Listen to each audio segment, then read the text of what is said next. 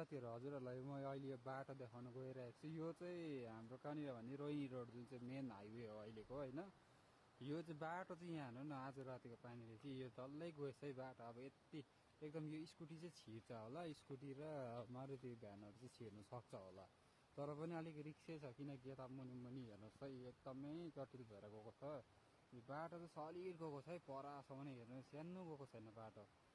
बाफ्रे यति भयङ्कर भएर गएको छ कि फेरि यस्तो तलबाट गएको छ, यहाँ छेउमा त एकदम डरसरी छ क्या त, यति तलबाट गएको छ। अब म तलबाटै सोरिएर गएको चाहिँ एकदमै डर लाग्यो। यहाँ हेर्नुहोस् न, अब बनाउनेलाई पनि एकदमै साह्रो जटिलै पर्छ होला यो चाहिँ। अब कसरी चाहिँ गयो यो राति भन्नु सक्दैन, सायद पानीको भल पस्यो हुनसक्छ। चर्किनु चाहिँ यो बाटो चर्किनै रहेको थियो अस्तिदेखि नै, अनि पोहोर एकपल्ट रिपेयरिङ पनि भएको हो, दब्बिने चाहिँ दब्बेकै बाटो हो यो। तर हेर्नुहोस् न एकदमै यहाँ।